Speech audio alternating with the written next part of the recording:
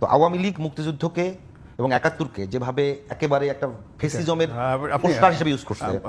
Brother, আমি আপনাকে বিনয়ের সাথে বলি, মাফ করবেন, আপনি বয়সে অনেক তরুণ, বয়সে এখনও তরুণ, still you need to know many things, to understand, to evaluate and to justify. ইংরেজিতে আমি কথাটা বললাম যে এই অনেকগুলো বিষয় বাস্তবভাবে বোঝা, অনুধাবন করা এবং সেই অনুযায়ী বিচার বিশ্লেষণ করে আপন প্রজ্ঞা খাটিয়ে সিদ্ধান্ত দেওয়ার জন্য আপনাকে আরও অনেক সময় নিতে হবে। অ্যাটলিস্ট 60 ইয়ার্স হলে আপনি বুঝতে পারবেন না।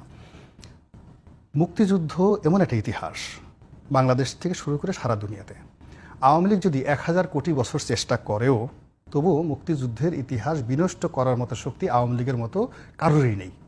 যেভাবে সারা পৃথিবীর চেষ্টা করেও আপনার জন্মকে এবং আপনার সঙ্গে আপনার পিতার এবং মায়ের যে নারীর সম্পর্ক, ওটাকে কেউ বিনষ্ট করতে পারবে না, সারা দুনিয়া চেষ্টা করে।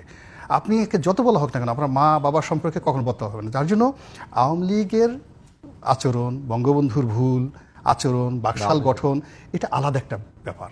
আর মুক্তিযুদ্ধের 9 মাস সরাসরি যুদ্ধ, আর ওই মুক্তিযুদ্ধের 9 মাসের যে যুদ্ধ শুরু করার জন্য 1947 সন থেকে 1971 সনের 26শে মার্চ পর্যন্ত, এই যে ইতিহাস, যখন মানুষের স্বাধীনতার আকাঙ্ক্ষা তৈরি হয়েছে, এই ইতিহাসটাকে আলাদা রাখতে হবে, পবিত্র রাখতে হবে। জাস্ট লাইক আপনার মাতৃগর্ভের মতো পবিত্র, আপনার পিতার ঔরসের মতো পবিত্র। আপনার পিতার ঔরস নিয়ে যখন যদি কথা বলে আপনার যেভাবে মাথা গরম হয়ে যাবে, একটা মানুষের মুক্তিযুদ্ধ নিয়ে সে কথা হয়। ফলে এখন যারা তরুণ এবং যুবক, যারা 24-এর বিপ্লব, গণ অভ্যুত্থান যা বলেন না কেন, তার সঙ্গে যখনই 71 মিক্স আপ করেছে, তারা খুবই, আমি ব্যক্তিগতভাবে আমি তাদেরকে সবসময় ক্ষমা সুন্দর দৃষ্টিতে দেখি, তাদের তারুণ্যের কারণে, যে তারা এই জিনিসগুলো বোঝেন না। আর আমাদের দেশে কিছু লোক আছেন, আমাদের মতো বয়স্ক মানুষ, যারা খুবই দুষ্ট প্রকৃতির। এই সমাজে তারা যে পরিবারে ঢুকেছে, পরিবার শেষ করেছে, তারা যে সমাজ ঢুকেছে, সে সমাজে তারা নষ্ট করেছে, এবং তাদের ব্যক্তিগত জীবনেও সুখ, শান্তি এবং সফলতার কোনো ইতিহাস নেই। এইরকম কিছু বাজে লোক, বয়স্ক লোক, যারা জ্ঞানপ্রাপী, তারা এই তরুণদের সাথে অ্যাজ এ মেন্টর হিসেবে ঢুকে গেছে।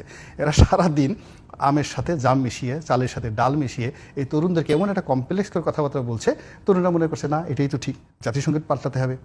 এই জাতীয় সঙ্গীত আমার সোনার মেলা, আমি তোমায় ভালোবাসি। কেন? উনি হিন্দু, এই জন্য তার এই জাতীয় সঙ্গীত ভালো না, তার এখন রবীন্দ্রনাথের নাই। 2 নম্বর হলো যে এটা বাংলাদেশ তৈরি হওয়ার অনেক আগে থেকে লেখা হয়েছে।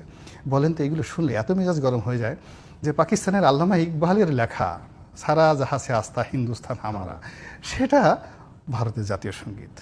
রবীন্দ্রনাথ কত আগে লিখছে, হ্যাঁ, জনগণ মন অধিনায়ক জয় হে, সেইটা তো ভারতেও আছে, বাংলাদেশ সব জায়গাতেই আছে। মানে আমি বলছি যে বিরুদ্ধাচরণ করবে লোকজন না থাকবে, সেটা কি বাংলাদেশ আলোচনার মতো? বাংলাদেশের সংখ্যাগরিষ্ঠ প্রথমত হলো যে যখন আপনার মানে একেবারে অস্তিত্বের ভিতরের জিনিসগুলো যখন ডক্টর মোহাম্মদ ইউনূসের মতো একজন লোক বলে ফেলেন যে ওগুলো বাদ দেন, ওসব রিসেট হয়ে গেছে, আপনারা 24 থেকে নতুন শুরু করেন, ইটস এ ক্রাইম।